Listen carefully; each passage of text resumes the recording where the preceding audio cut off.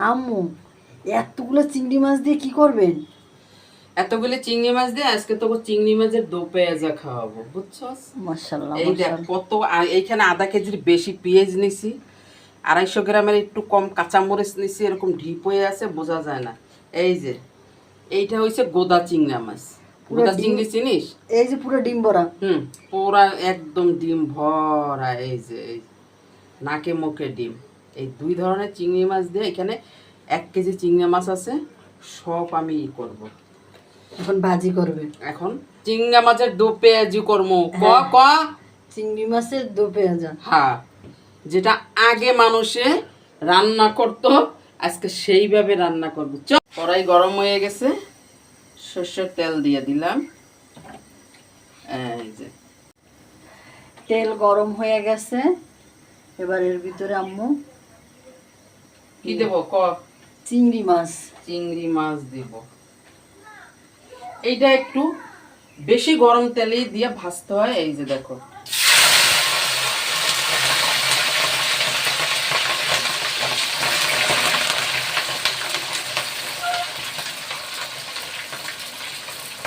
এখন এই যে ডিমালা মাছগুলি দিব।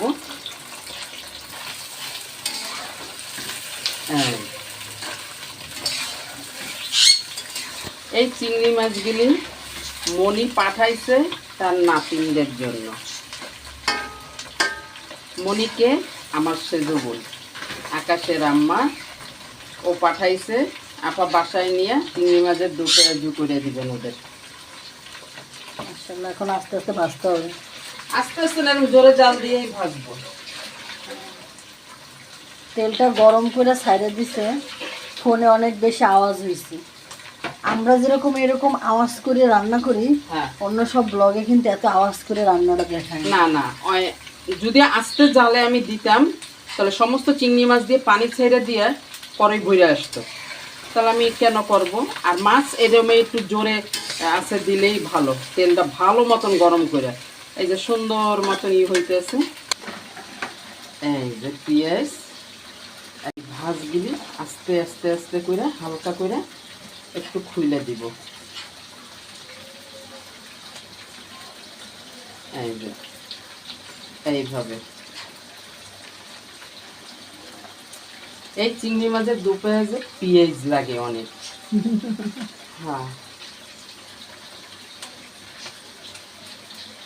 মরিচ হাত দেবো না, এমনি আমার হাত জ্বলতেছে। না, মরিচ এমনিতেই ভেঙে হ্যাঁ, যাবে। এতগুলি কাটাকুটি করছি না, খুব হাতটা জ্বলে। এই দাও, এবার একটু হলুদ দাও। এর উপরে হলুদ দিয়ে দেব, আর কিছুই দেব না এটার সাথে। এই যে এখন আমি পেঁয়াজ দিয়ে দেবো। এই পেঁয়াজ থেকে যে পানি বেরোবে, এই যে সব ঢেলে দিয়ে দেব। সুন্দর করে মিলাবো, কিন্তু চুলার আঁচ জোরে থাকতে হবে।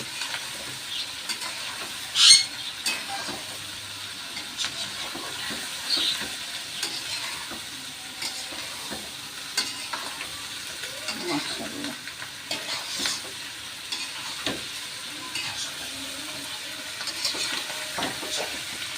এই মাছটা একটু লাস্টে দিছি, সেই জন্য দেখো পেটটার ডিমটা একদম ভরা এখনো আছে। যদি ওই প্রথমবারে দিতাম তাহলে একদম চটচট করে ডিমগুলি ফুটাই হয়ে যেত, ছড়াই যেতে। কাটি। ওরে বাবা। লবণ দিয়ে দিব, আর একটু লাগবে, বাস। নাড়াচাড়া করতে থাকো। হ্যাঁ,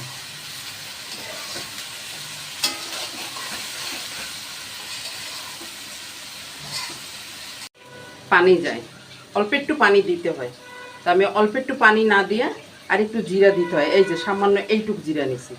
এইটা হচ্ছে নারকেলের দুধ। এই যে দুধটার সাথে আমি এই জিরা বাটাটা মিলাই নেব সুন্দর করে। হাত দিয়ে মিলাবো আমি, হাত দিয়ে মিলাইতে আমার ভালো লাগে। ওই চামচ দিয়ে কুটুর কুটুর কুটুর কুটুর সময় আমার ভালো লাগে না, সময় নষ্ট করা। এই যে দেখো এইটুক দুধ দিছি, পানির পরিবর্তে আমি এই দুধটুক দিছি। বলবা আনটি তেল বেশি হয়ে গেছে। হ্যাঁ, এই চিংড়ি মাছের দো পেঁয়াজায় যে কোনো মাছ দু পেঁয়াজা করলে তেলটা একটু বেশি লাগবে।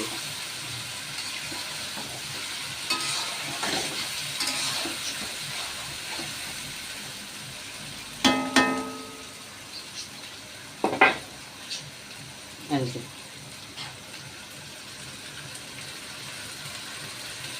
বাস মিলাই দেবো। মাশাআল্লাহ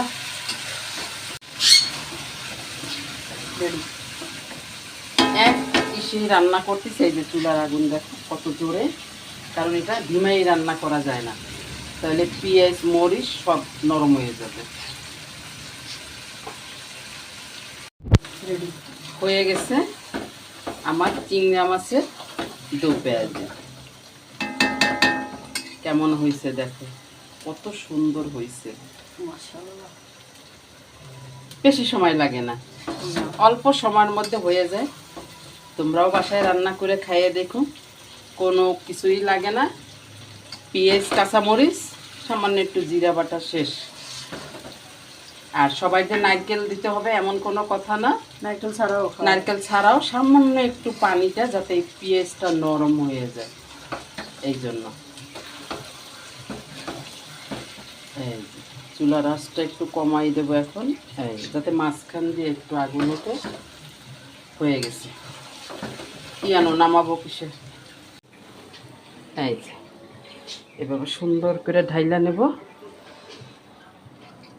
মাশাআল্লাহ মাশাআল্লাহ মাশাআল্লাহ। হয়ে গেছে আমার চিংড়ি মাছের দো পেঁয়াজা।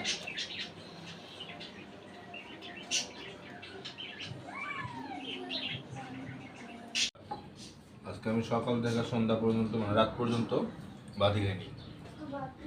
মিথ্যে কথা কইস না, সত্যি কথা, আপনি পোলার জিগায় সারাদিন খাইস না। সারাদিন খাইনি। আর তো তুই আইসেও তো বলিস নাই কিছু। কইলে কি দিব তখন আমারে? কি কইলি বাবা, সে তো আপনি হয়তো দিতেন কিন্তু ঘরে আর কেউ তো দিত না। তো এই কারণে আসলে থ্যাংক ইউ এত মজার খাবার রান্না করে দেওয়ার জন্য। এই জিনিসগুলো কিছুটা যদি আপনি আপনার মেয়ের শিখাইতেন তাহলে তার আমার জীবনে এত কষ্ট লাগতো না। ওয়াল্লাহ ও মাইনা কি কয় ও? না, এটা বেশি বলে ফেলছি, আপনার মেয়েও ভালো রান্না করে। হ্যাঁ সেইটাই, অডিয়েন্স একটু শোনাইলাম। আমার মেয়েও ভালো রান্না করে।